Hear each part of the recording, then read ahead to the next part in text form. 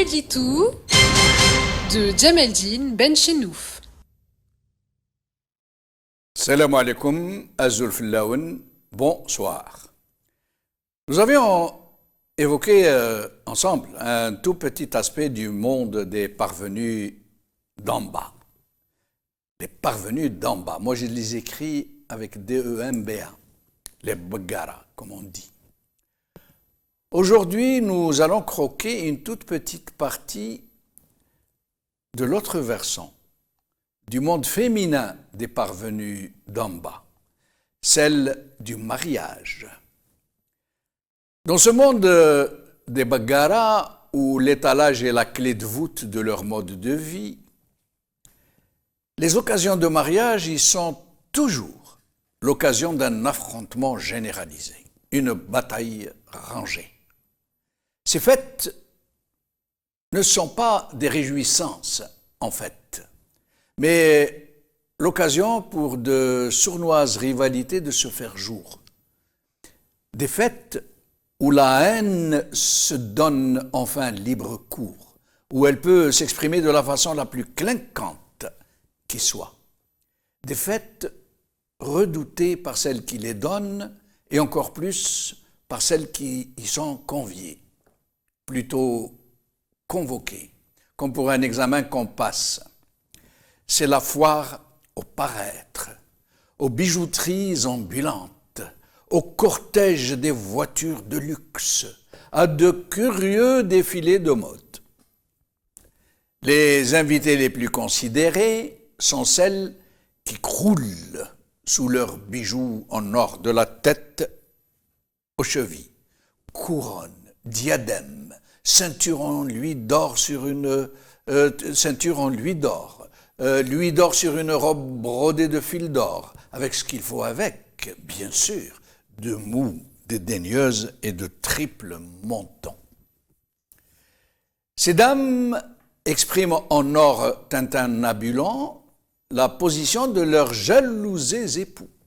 Et à leur tour, ces messieurs, qui savent qu'une réputation peut se jouer dans un mariage, insistent eux-mêmes pour parer davantage la bijouterie familiale. Ces derniers temps, venus des si hauts, des sphères si hauts, s'installent de nouvelles mœurs. De plus en plus de femmes d'en bas ont troqué leur lourde devanture d'or contre des parures plus fines et bien plus coûteuses, pierres précieuses, étoiles de fourrure, capes de soirée, escarpins de grande marque s'installent doucement dans leurs mœurs, dans leurs habitudes. Les femmes qui viennent à la fête avec leur poids en or vont bientôt être démodées. Il y a déjà des pionnières parmi les élites de ce milieu qui ont introduit du Beethoven, s'il vous plaît, dans leurs fêtes. Elles disent Beethoven. Elles ont entendu dire et vu dans les feuilletons turcs que c'était cela, le visage de la vraie réussite. Au mariage d'en bas, côté homme, la danse du mal est de mise. Installés les uns à côté des autres, selon leur position sociale, ils se congratulent, se font de gros beccos et se soupèsent du coin de l'œil. Puis, quand retentit le vacarme et toute plume déployée, ils envoient leur argent se pavaner sur la piste. C'est à qui interrompt à chaque fois l'orchestre pour faire crier son nom par une tebriha et le montant de sa tebriha, comme à la Gasbatek, berrah, berrah, yel berrah. Leurs femmes ne sont pas en reste, derrière des paravents ou se trémoussant dans les balcons qui donnent sur le jardin ou sur la cour, elles lancent de longs youyous de hargne pour se tenir leur mâle contre leurs rivaux, hurlement de louve à la lune, et dire que Tgharida, Zaghareta, dire que le you-you de ce pays a été un cri de guerre que lançaient les femmes des braves montées sur des coursiers écumants lorsqu'ils fondaient sur l'ennemi avant de lâcher sur lui des salves furieuses de tonnerre.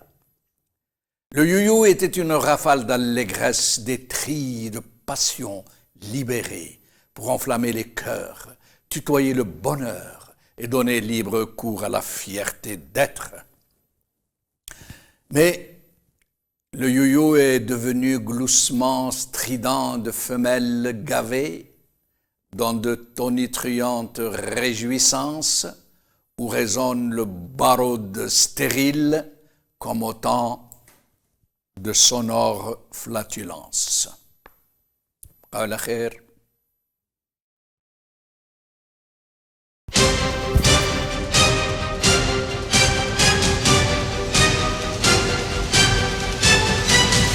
L'édito de Djemeldine Benchenouf.